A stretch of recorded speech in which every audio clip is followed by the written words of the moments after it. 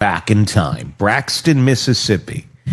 Damian Carmen was 29 years old. He was black. Rankin County Sheriff's deputies showed up at his mother's house because a neighbor claimed that Cameron had punched a wall. His family says no damage existed. What happens next was documented by hospital records, sheriff's reports, and the state's own autopsy. Deputies repeatedly used tasers on Cameron. At least one deputy pressed a knee into his back. Cameron told them he couldn't breathe. He was transported to a hospital where he was pronounced dead.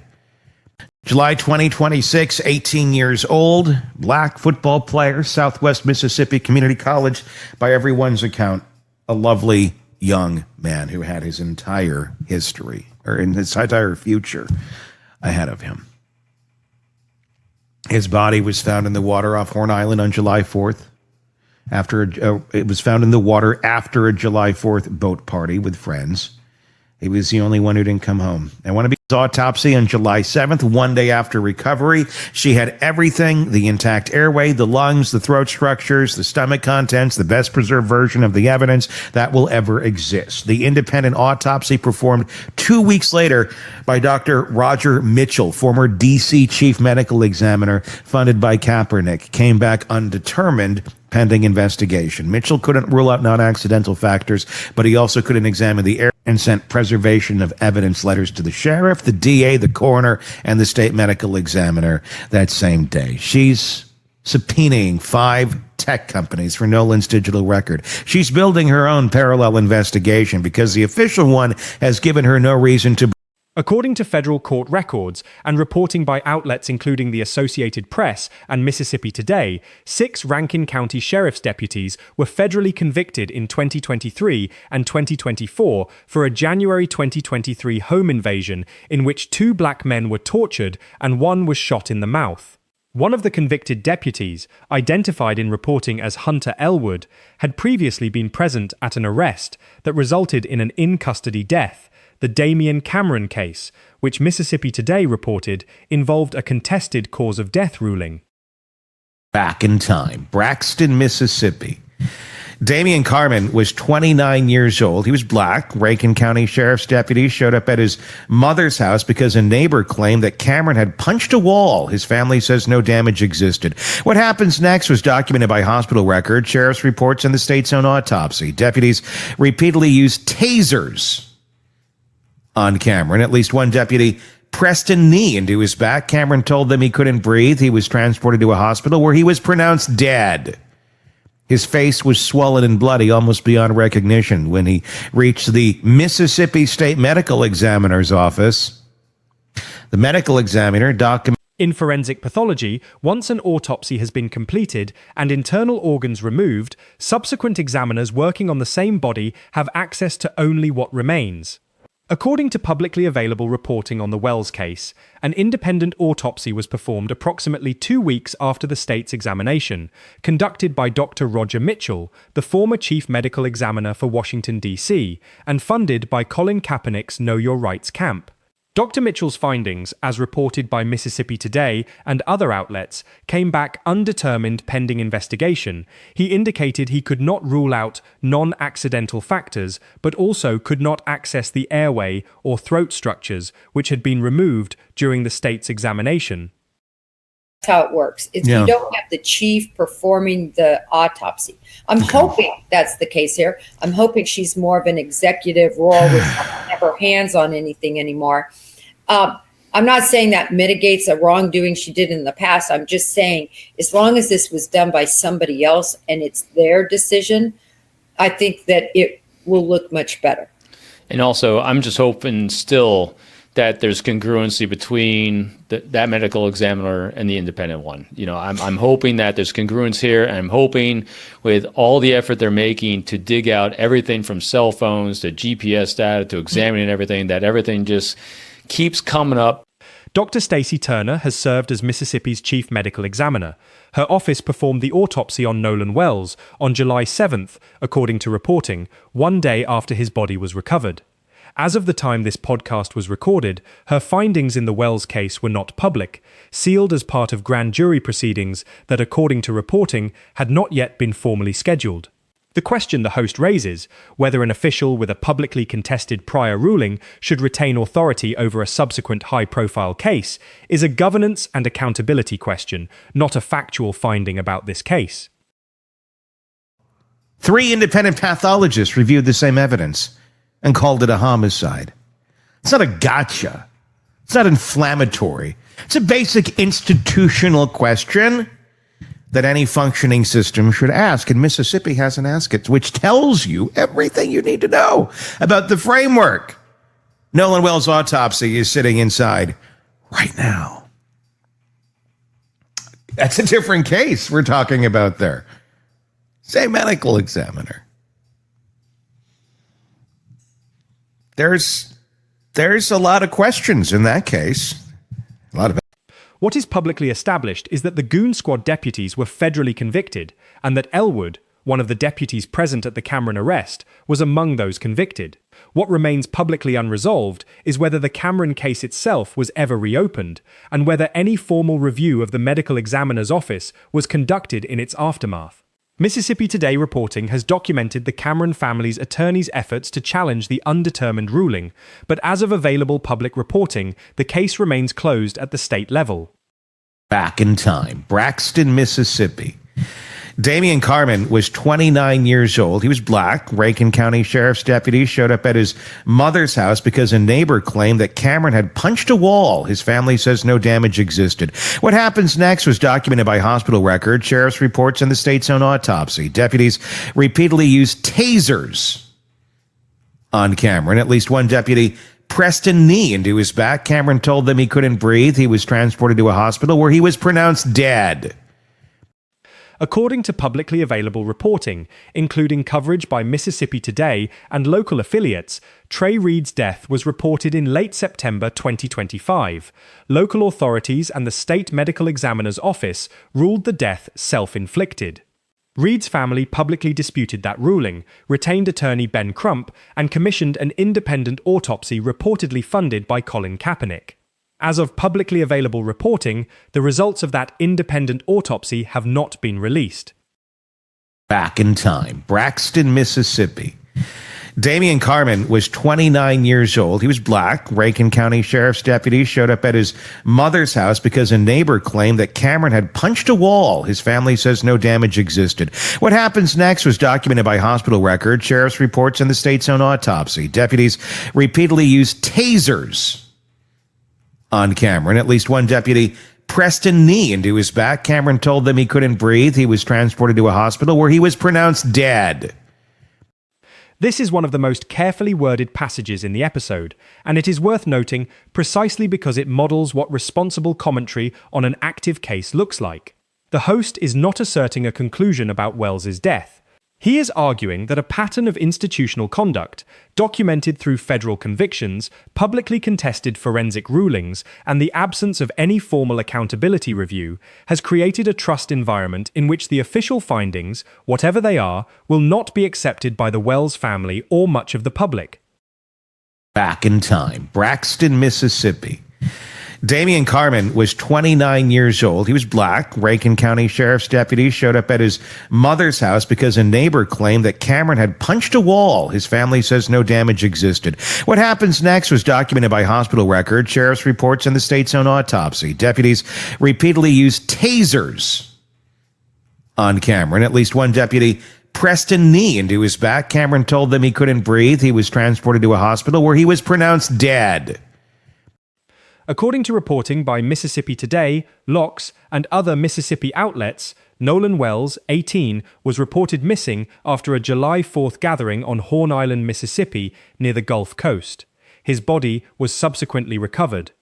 His friends told investigators, according to reporting, that he chose to remain behind on the island to speak with a young woman.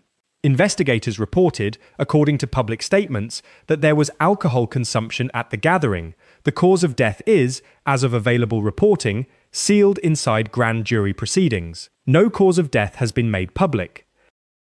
Like, why can't people just accept that maybe this was an accident? And maybe it was. It may have. I hear you.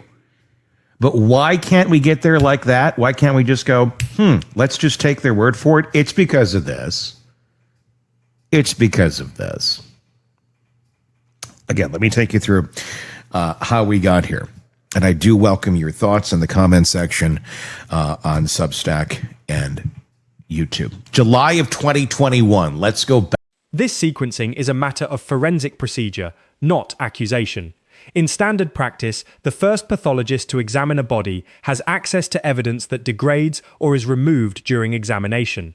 According to reporting on this case, the state's toxicology results were not provided to Dr. Mitchell during his examination. Neither the state's cause of death finding nor Mitchell's independent finding has been publicly released as of available reporting. The DA's office, according to reporting, has sealed all autopsy results pending a grand jury that has not been publicly scheduled. The Wells family's attorney, Ben Crump, has publicly called for transparency and release of results. Back in time, Braxton, Mississippi.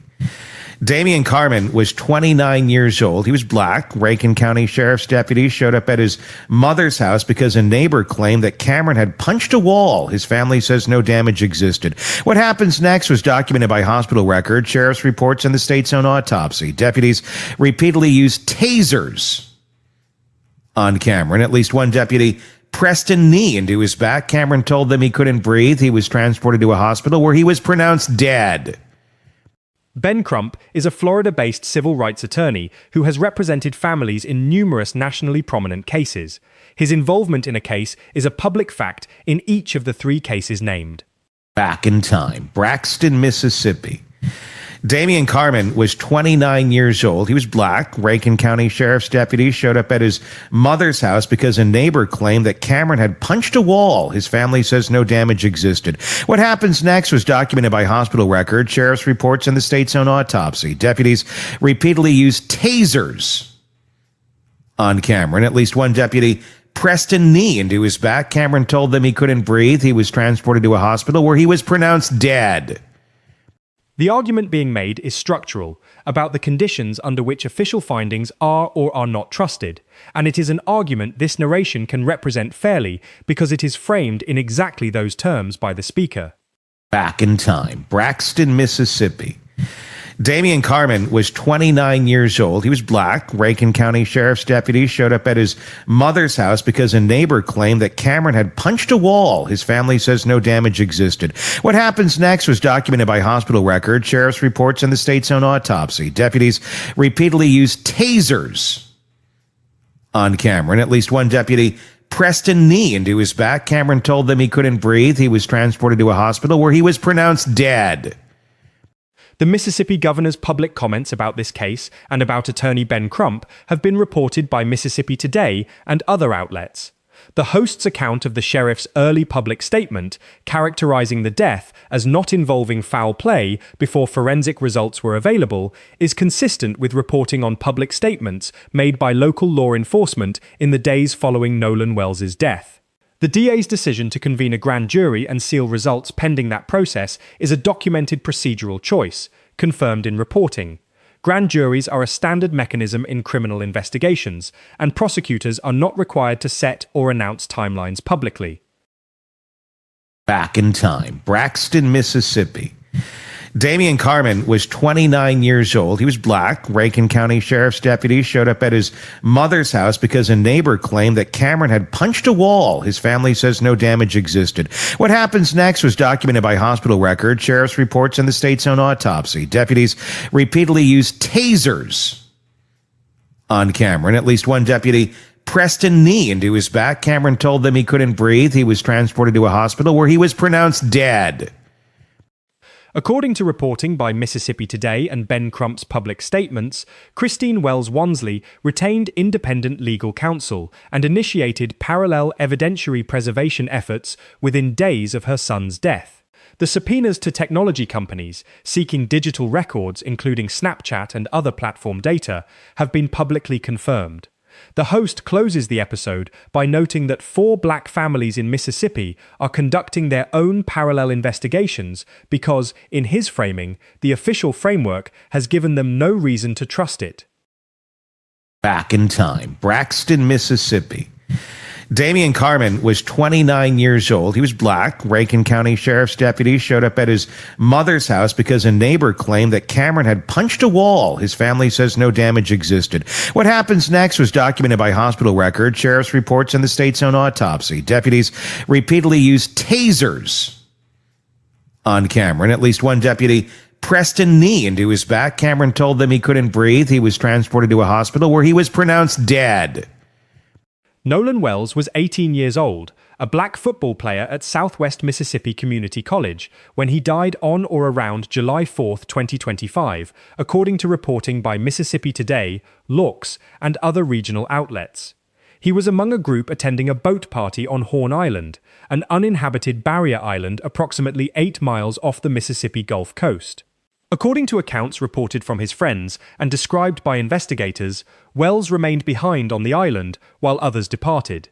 His body was recovered from the water off Horn Island on July 6th, according to available reporting. He was the only person from the group who did not return. His mother, Christine Wells Wansley, buried her son on July 20th and, according to public statements and reporting, sent preservation of evidence letters to the Harrison County Sheriff's Office, the District Attorney's Office, the Coroner, and the State Medical Examiner's Office the same day. She subsequently retained civil rights attorney Ben Crump and initiated subpoenas to 5 technology companies seeking her son's digital records, including social media and messaging platform data. The state autopsy was performed by the Mississippi State Medical Examiner's Office on July 7th, one day after body recovery, according to reporting. An independent autopsy commissioned by the family and reportedly funded by Colin Kaepernick's Know Your Rights camp was performed approximately 2 weeks later by Dr. Roger Mitchell, the former chief medical examiner for Washington, D.C. Dr. Mitchell's findings were reported as undetermined pending investigation.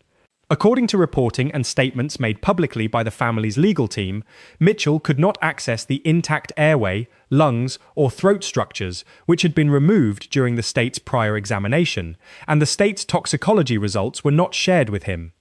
The state's cause of death determination has not been publicly released. Those results are sealed pending grand jury proceedings that, as of available reporting at the time of this podcast, had not been publicly scheduled. No charges have been filed in connection with Nolan Wells' death. No individual has been identified publicly as a suspect by investigators. The investigation remains active and unresolved. The central institutional concern raised throughout this episode involves Mississippi Chief Medical Examiner Dr. Stacey Turner and a prior case in which her office's ruling was publicly contested.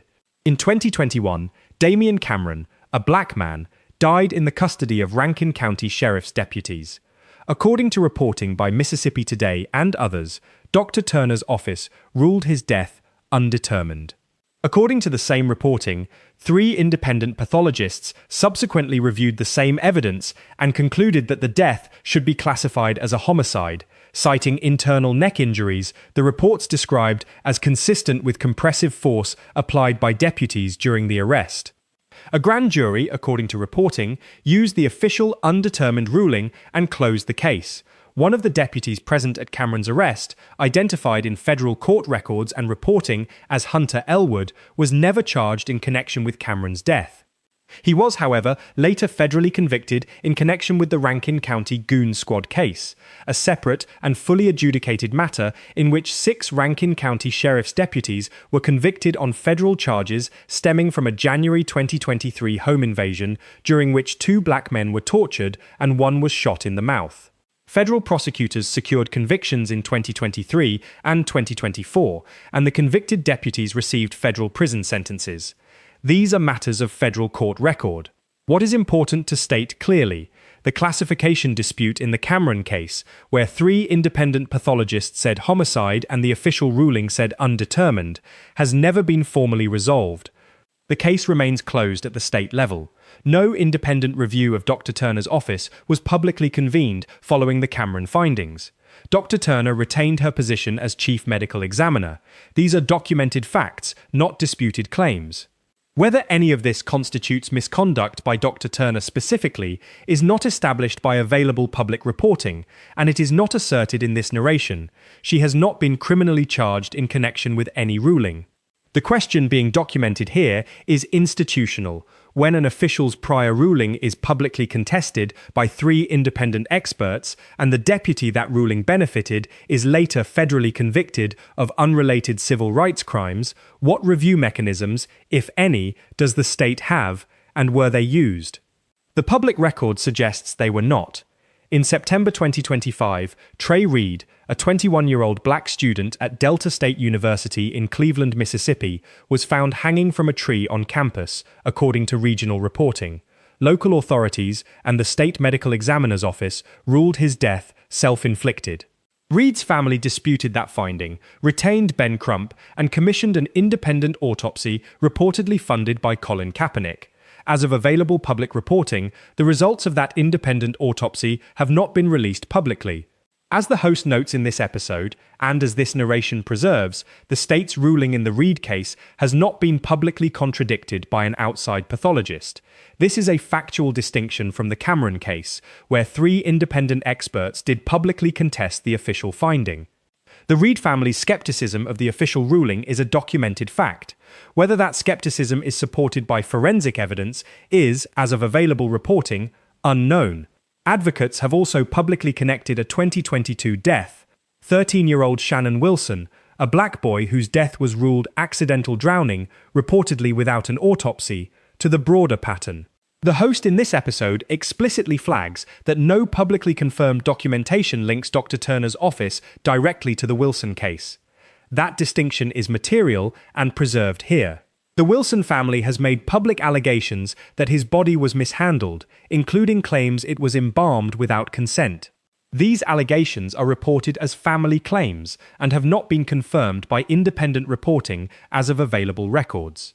Because grand jury proceedings are a recurring procedural element in this episode, some general context is warranted. A grand jury is a panel of citizens convened to determine whether probable cause exists to bring criminal charges. In Mississippi, as in most states, grand jury proceedings are conducted in secret.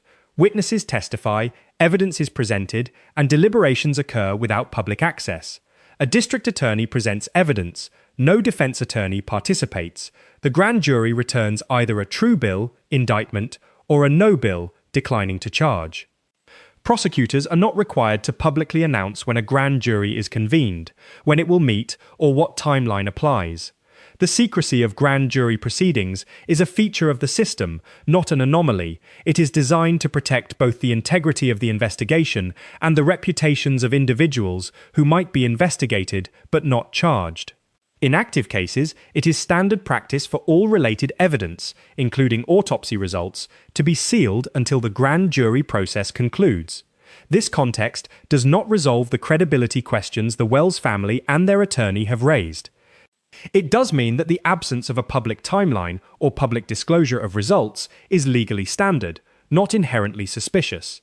As of available public reporting, the following key facts remain unknown: the official cause of death in Nolan Wells' case, the contents of the state's toxicology results, whether the state's and independent examiner's findings are consistent or divergent, the results of the technology company subpoenas, the timeline for grand jury proceedings, and whether any independent review of the medical examiner's office has been initiated. The case is active, unresolved, and under investigation.